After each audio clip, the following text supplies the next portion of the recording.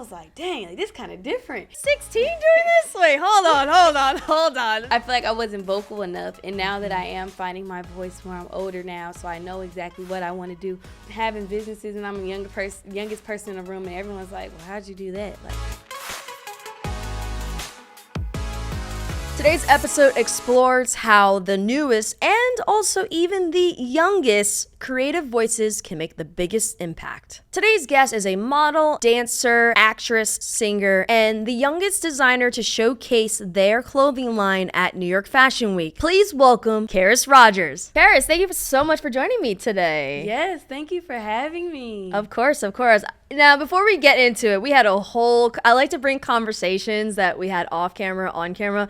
We just had a whole convo about like pastime foods and drinks and all that stuff. We were talking about Dunkaroos, the fruit roll-ups with the tattoos on it. What is, just for fun, what's like a pastime snack or candy that like you miss from back before? Oh, I have bad memory. So you got me like putting things back in my mind. Like, dang, I remember that. I really have bad memory. I have to think about that one because my memory's kind of bad. But y'all definitely reminded me of the what's the candy she's eating? Juicy drops. I remember the commercials. Yes, I used to be like, oh my god, those kids in those commercials were so cool. Like just dropping the candy on the little. I don't know what the thing was. I don't even remember. Yeah, they had it onto the popsicle part, right? Yeah. Like that part. Yeah. Look at her. she's showing an example over there. But yeah, it's part of the conversation is we talked about how like back then they did things differently. It was so unique. And the way that they took candy was in a very special way compared to what it is now. Now, the comparison is with you've taken a life experience and turned it into something fruitful and beautiful for yourself. You started with flexing in my complexion at age 10. It came from bullying experiences. So talk to us a little bit about that start. And, for you, how did everything kind of set in motion for you? Growing up, I went to a more predominantly white school. Somewhere, I don't even remember where it was, but it was a predominantly white school, and that's where I experienced racism. And being a young girl, I was in the first grade at the time when I first experienced this. Being a young girl and not understanding what kids are saying or what it means when someone's saying that you're too dark or anything, or even teachers, it can take a toll on you mentally. And I kind of put myself in a box at that time because I just felt like no one liked me. But I was a very outgoing kid at home. But like anywhere else, I was just so, to myself. Yeah. And then after that, I went to a more predominantly black school. That's a big transition. Yeah, that's like the opposite end of the spectrum. Really opposite. So I was like, dang, like this kind of different. But that's where I experienced colorism. And colorism is a lot of people don't even know what it is. People think it doesn't exist, but it's basically where someone's teasing you just based off the color of your skin and your own race, either just because you're darker than them or anything. And experiencing all that, I didn't know what any of that meant until I got older. And I was in the 5th grade, and I went viral on Twitter for a photo my sister posted of me. The hashtag was flexing in her complexion. Then after that, everything just took off. Just a cute summary. Do you feel like that experience of like not fitting in, in one side and then the other, was that really kind of the inspiration that really drove it, was like to kind of create a product and to give a message out to those who they themselves may not feel like they're being seen or they fit in, or that even products or just things are targeting them specifically? I've always had a passion for fashion. I just felt I had the plan but not the platform, And so when everything was happening, everyone in the comments were saying how beautiful I was, and I went to my sister. I was like, why don't we create a clothing line called Flexing in My Complexion? Then it sold out in 10 minutes. I promise you, we didn't know what we were doing. So literally everything you just said, I can't even tell you. 'Cause I don't know how all of this happened in such a short amount of time. But I'm actually glad that it did, because turning a negative into a positive can be hard. And, everyone always asks me, how did you do that? How did you have the courage? I didn't. I don't know what I was doing. I was just talking, But I'm glad that I actually created the company and was able to go around the world and inspire other young boys, girls, adults, anyone, just to love themselves and remind them that it doesn't matter what other people think of you, only what you think of yourself. I love that. It's the most important thing is the love that you have for yourself. You can't control what other people say and do. The only thing that you can control is that love and how you feel for yourself. So when it comes to flexing in your complexion, what does that mean to you?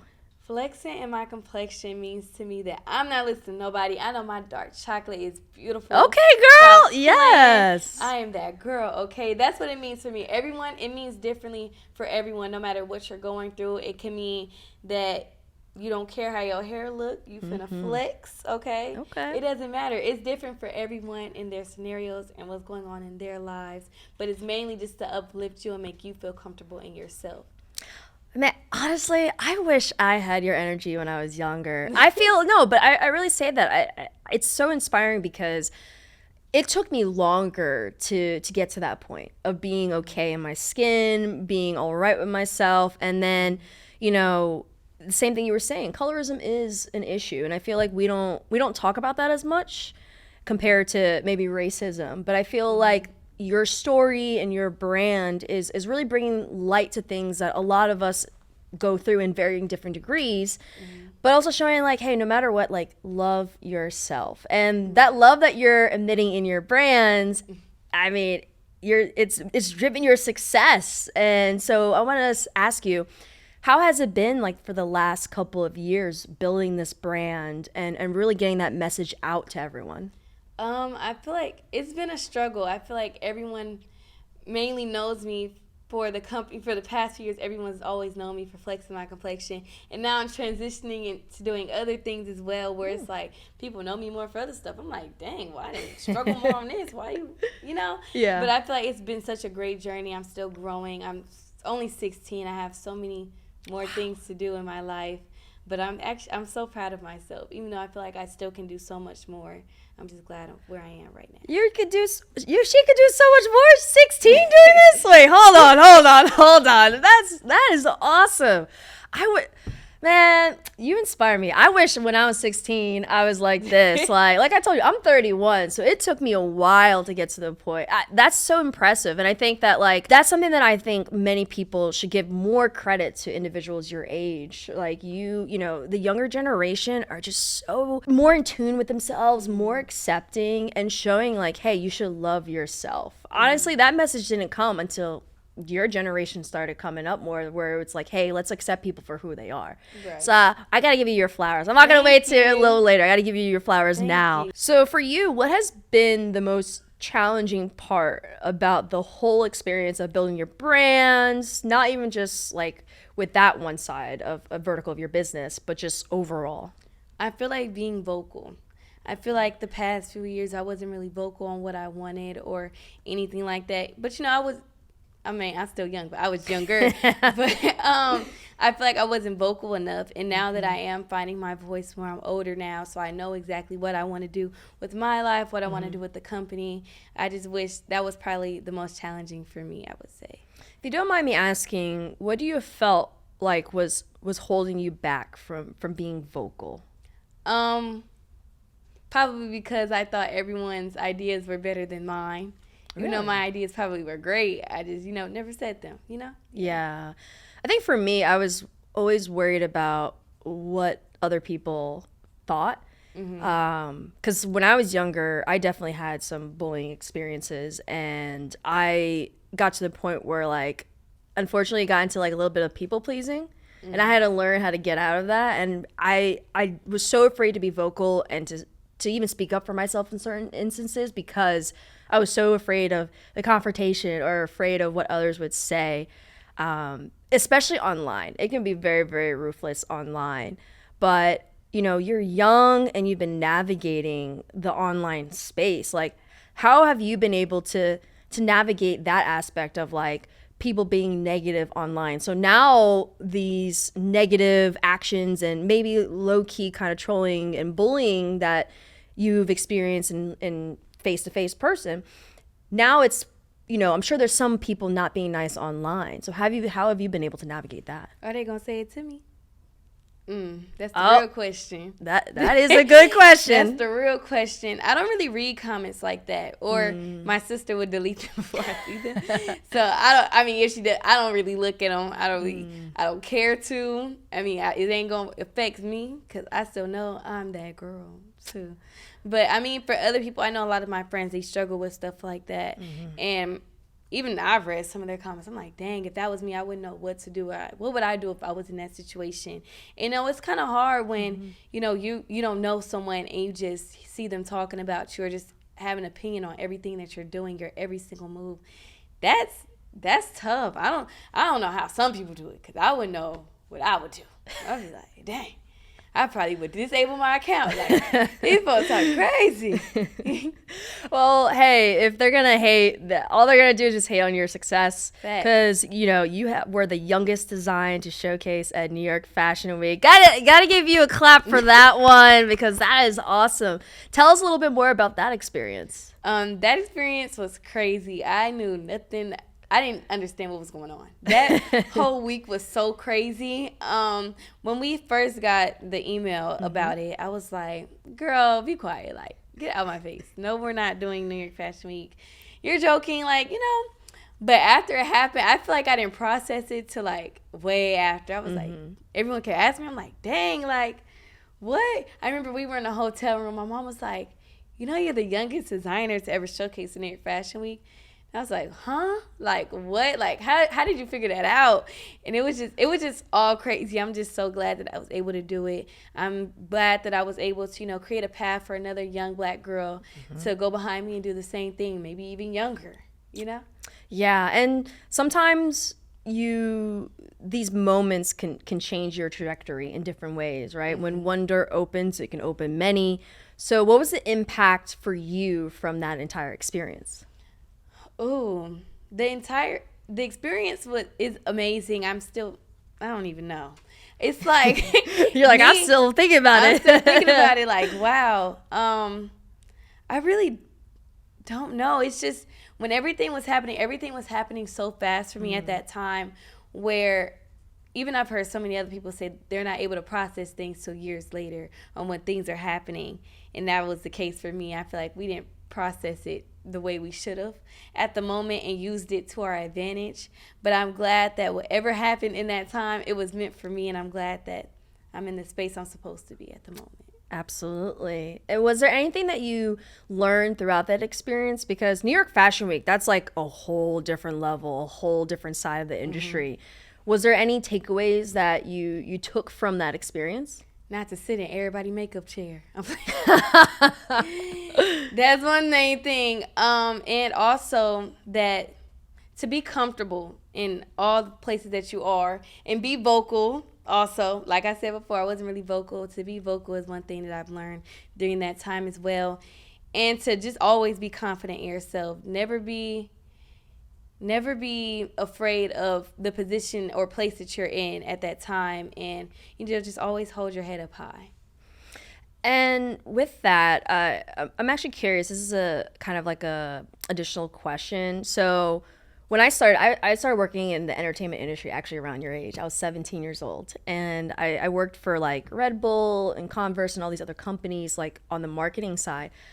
And the one thing that I experienced, and I don't know if it's changed, is ageism. When I was 17 years old, there were, it was around the time, oh my gosh, I'm starting to feel old. It was around the time that like Facebook first came out, and then like Twitter started coming out, and it was like the beginning of social media. And I felt like in that experience, I would try to educate older individuals about social media, but sometimes people would view me like, oh, you're young, like what do you know? Has there ever been a moment where that kind of ageism experience like came into play for you, or like you never really had to deal with that?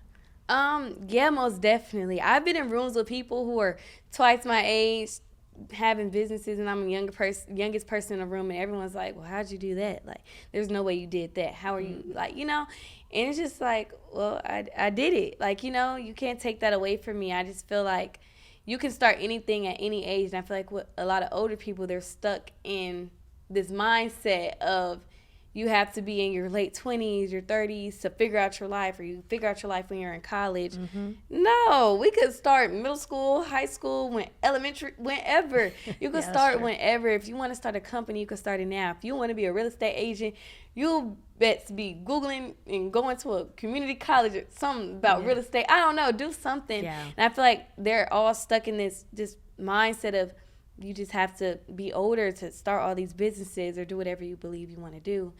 But that was not the right grammar. But, you got to say. And for me, I just felt like I just like, okay, I did it, so what? What you gonna say? Exactly. Everyone who's listening, start. It doesn't matter how old or young you are. Just go ahead and start. Because who's gonna stop you? Exactly. But yourself. Yes, you can be your biggest enemy. You can be the thing that's holding yourself back, nothing else. You making excuses for everybody else but you. Exactly. And, you've been moving and have not allowed anyone else to hold you back from building your businesses. You've also have been taking your voice and utilizing it for social activism. So talk to us about that experience. And, for you, why did you feel like it was so important to be vocal on that side of things? When I first started to go viral, I just felt like seeing everyone say they've experienced the same things that I've experienced, it was like dang, I thought I was alone. So if I knew that I felt I was alone and there's hundreds of thousands of people saying that they've experienced the same thing, is there someone my age that feels the same way that I felt? Because those were all older people. Yeah. So it's like, who's my age that felt like this? So I want to get to that demographic where I'm able to show them I went through this, there's someone else going through this, and you can speak up about it. Mm-hmm. There's people around you that love you and are willing to support you, who aren't willing to let you sit there and go through something alone. They're going to be there for you. And I just feel like that was important for me to just share my story and just inspire so many other young people on how to love themselves. Because, some people don't know how to love themselves. So I'm showing them how I learned to love myself and how they could take away from that. And what was that process for you to share some, these are some vulnerable, moments for you to share some of this with everyone who's coming across your account, no matter how aged. What was the process for you to be like, you know what, I'm going to be more vocal and open and honest about my experience with hopes that it'll help others? What was that process in deciding that you want to show your vulnerability more? I just feel like it kind of happened. Going to speaking engagements, everyone was always booking me for just to speak. Mm-hmm. And I was just like, okay, I don't know how to do this, but I'm going to do it. I'm going to write a speech. I'm going to do all this. And it just kind of happened. And I loved it because hearing everyone speak to me after and tell me how much that I'm inspiring them, how I saved their lives. And it's just like, dang, I wish I had someone to look up to like that, because growing up, I didn't have someone that looked like me on TV, or they were speaking out about the things that I was experiencing, like colorism. Never really had that. So it was a good thing for me to actually get up on the stage and be so confident in speaking to all these people, thousands of people. I'm like, oh my God, why are there so many people looking at me? But I'm glad that I've done it. And, even at that time, I wasn't really that confident in myself. I was putting up a little front, smiling, just talking, showing people, this is how you love yourself. I'm trying to take that and give it to myself as well. And, flexing my complexion wasn't just about me. It was for everyone. So, yeah. Listen, sometimes you got to fake it till you make it. Sometimes you got to just, it's like if you, on days you don't feel confident. I think it was Rihanna maybe who said that. Whereas days that she made, she was on the red carpet. Yeah. And she was like, what are you doing? Pretend or whatever she said. Yeah. She's like, I'm pretending to be confident. Because then eventually you're going to be confident because you're pretending to be confident. Because you don't want to let anyone see you sweat. Because once they see that you sweating, they're going to try and rip you down even more. Oh, yeah. My mom told me since I was younger, she was like, no matter what rooms you're in, don't show them that they're getting to you. Don't cry in front of them. Really hold yourself. Because she said the second that you do that, you're giving your power away to them. Mm-hmm. And you're showing that what they say and what they do, it actually has power because it's impacting you. Right. And for all the young entrepreneurs out there, what would you say to them when they are young individuals in rooms with older people? What advice would you give to them? when it comes to navigating like being a young entrepreneur? Don't be afraid. There's going to be people around you who are going to break you down, tell you your ideas aren't great, but listen to your intuition, because they are. No one, like we said before, no one can stop you but yourself. If someone doesn't like your ideas, someone doesn't like your brand, it could be one person, but that next person behind that probably going to like it. Because no one can stop you but yourself. You have to be the one to work for. You have to be the one to go get it. No one can want it more than you can. Yeah, you got to be your number one supporter. Facts. If you're not, then who else is going to be, believing you? You got to believe in yourself first. Right, exactly. So, speaking of believing in yourself, what's the next thing you want to do? Because I feel like, just from me talking to you, I feel like you're someone who's like, all right, I got this in place. Now I'm gonna work on the next thing. I got so many ideas. Really like, yeah. So what do you hope to do next? Child, I don't even know. I feel like we've done so much in the past few years. It's kind of like now I'm like, I want to start a new company. It's like, that type of mindset right now, where it's like, I don't want to just have that company. I have multiple ways of income coming in, but I want to have another one where it's just like, people see, oh, she diverse. Why she got this? Like, that's what I want to do. And modeling is always something that I've always wanted to do. Even before having a clothesline or anything, my sister would just take pictures of me. I just feel like I just love being in front of the camera. I love attention. I'm a Leo, so I'm an Aries. We're fire. You're fire signs. Yeah. So I love attention. Like, I love being in the spotlight. Yeah. And just being in the spotlight is my thing. If I could start a makeup line, I would do it. If I could start a nail company, I would do it. A hair care company, I would do it. If it comes to me, it comes to me. Whatever's for me is for me. I feel like you're gonna do it. Whatever you set your mind to next, you're like, I'm already working on it. I think I probably am.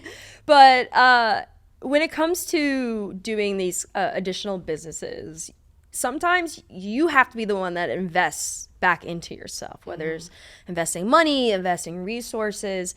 So as you build these different business ventures, what's that process like for you to determine like how much you want to invest back into whatever idea you have, whether it's with your family, with your team, or anything like that? We don't even know ourselves. We just be like, let's do it. putting money everywhere. Everybody gets some.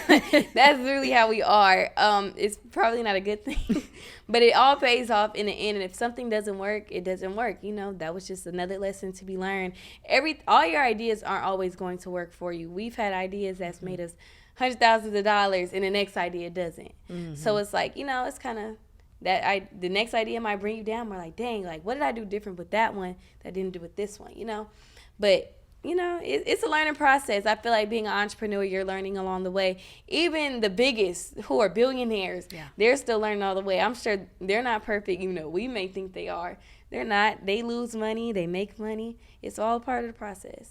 It is. Are you afraid of failure? Yes. Oh my God. It seems like it for me. Like you're just like, oh, if it fails, nah. But I mean, if it, I'm I'm like, hold on, let me see. I feel like I kind of both the same. Like, if it doesn't work, it doesn't work. But then if I fail, like, if me personally, like, my whole everything fails, I feel like I'm gonna die. Like, I'm like, dang, what do I do? Like, because my dreams, I've never ever wanted to be like a doctor, a nurse, or a veterinarian, or be in the army. I've never wanted to do any of that ever. I've never wanted to have like a regular life. Like, I always wanted to be extravagant. So my mindset ever since I was little, I always said, I'm gonna have a company, I'm gonna be a model, I want to be a singer, I want to do this. Never had a regular mindset like that. So I feel like if everything fails for me, God forbid it doesn't knock on something, I don't know what would my backup plan be. I wouldn't know, because I've always had the same goals my whole life, and I feel like they're working in my favor. But God moves how he wants to move, and whatever place God puts me in, that's where I'm gonna go. Wherever he leads me to, that's what I'm gonna do. I 100% agree. I also feel like sometimes it's good to have backup plans, but I also feel like having backup plans to a certain extent can actually do harm, because you're already setting the expectation that you're not going to achieve your goal. Like, you're already like, okay, I'm going to have this safe ground for myself. Right. I don't have a backup plan. I don't either. I don't, because I fully believe in my abilities and what I can do. I was like, I don't feel like I need a backup plan. Right. That's how I feel. I mean, being young, I feel like now everyone's like, well, you're getting older, so what you finna do now? Yeah. I'm like, well, I don't know. Like, you gonna go to college?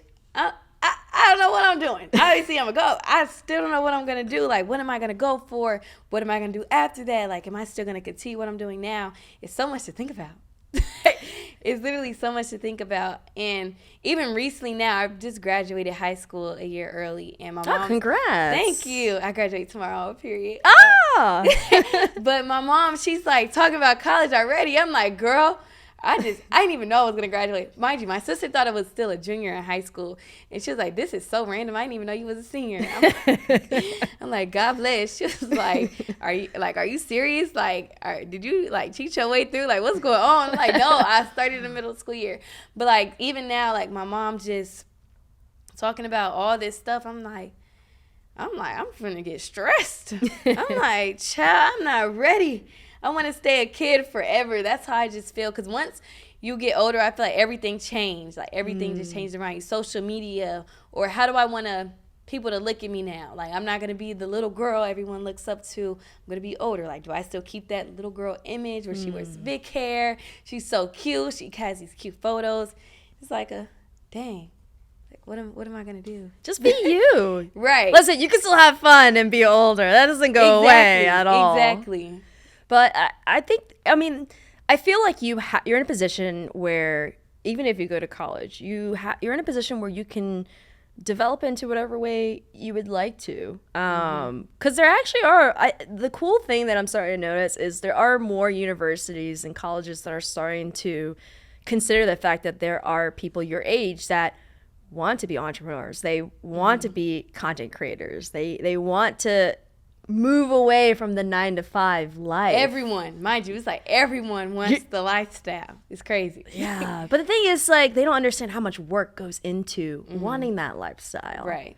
When you were in the thick of it, when did you realize, like, oh, this is real? Like, oh, this is work. Like, what was that point for you? Being on set all day. I said, oh no, this right here, this is something. I thought it was all cute and glamour. No, it's not. It's not all that. People think that you could just go in, get your makeup done, hair done, look all cute. It's more to it than what you think it really is. And people don't realize how much content creators or entrepreneurs put into their work. Or they're always like, dang, like being an influencer isn't really that hard. You just stand in front of a camera all day. No, we were in the car, and you know how many edits you get for a video from a company? It could be the most slightest thing they want to edit done. Or like, it's so much work. It's just like, dang, what would I be doing if I was just sitting in the office, just working, filling out papers? Like, would that be easy too? But no, I feel like it's all the same. You're putting the same amount of work into it. And, it's a lot of money going into it. You make money, lose money. It's just so much.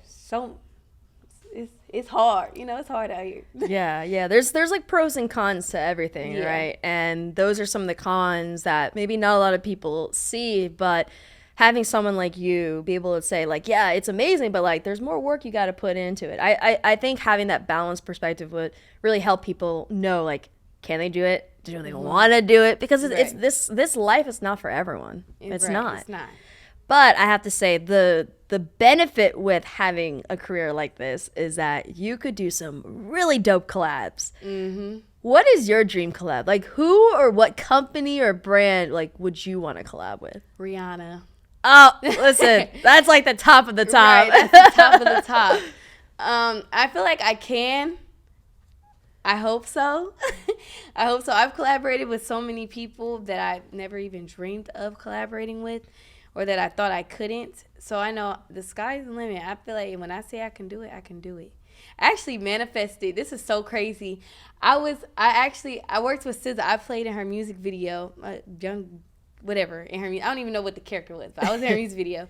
And I literally said, like, months before, I was on the phone, and I was like, I'm going to work with SZA one day. I just knew it. And then one day, we didn't even know who music video it was. They just called and was like, oh, we need a main character girl playing a music video. We got there, they were like, it's SZA. I literally almost cried. I was like, oh my God, I'm gonna manifest it. So I'm gonna just keep, saying it and watch it happen. And I'm gonna come back to you like, hey girl. Listen, I believe it. I believe it. Because your energy that you give out, you're just like 100%, I'm gonna do it. This is what I want to do. And like you said, you already manifested the thing with SZA. I'm sure you're gonna manifest it with Rihanna. Exactly. Period. Now, my last question is, if you could have unlimited resources, what would you do with it?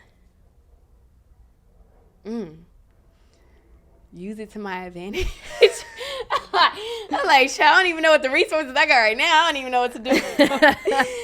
I'm like, yeah, I wouldn't. I really would not know. I would not know what to do with them. Just use them.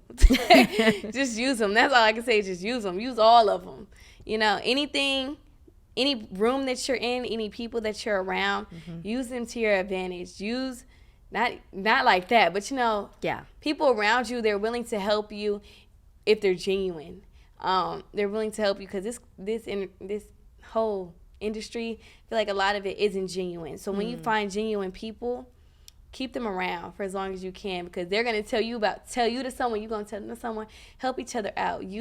Help each other and motivate each other and bring each other up. You know, we coming up together, okay? We not leaving nobody behind. That's a real gem. That was one of my last questions. I was going to ask you, what's that advice, a real gem? You already dropped it. See, you're a pro. Thank you. You already got it. I know that's right. So what's coming up next? Is there anything that the viewers should keep their eyes on when it comes to what you're doing? What is up next? There's so much happening at one time. I want to start writing another book. Okay. So I came out with a book a few months ago called Shine Bright. So Target, Barnes & Noble, wherever. And, you know, it was a book about colorism. And I feel like now I want to get deeper into the story. I feel like sugarcoating it for younger kids, I feel like let's get more in depth. Like, you know, let's say some more, you know. And a lot of people, they love the book, but it was like, for me, it was just like, dang, I wanted them to understand it just a tad bit more. So we're going to see. But I have so much coming up, music, brand deals. You know, it's so much happening. I'm just so excited for. I'm excited for you as well. Well, since there's so much happening, where can they find you on social media? You can find me on TikTok, Instagram, and Twitter at Kheris Poppin'. And then you can shop Flexing in My Complexion at flexinginmycomplexion.com. Love it. I'm excited to see your future. It's very bright. And I love your energy, especially for how young you are. I know you're going to go far. So thank you so much for coming on. Thank you. Thank you. Of course. And thank you to all our viewers for tuning in. Let us know, what was your favorite gem from today's episode? Drop it in the comment section. Make sure you like, follow, and subscribe. If you enjoyed Kheris' story today, I'm sure you're going to be enjoying the next episode story as well. Until then, my name is Erin Ashley Simon, and we will see you all later.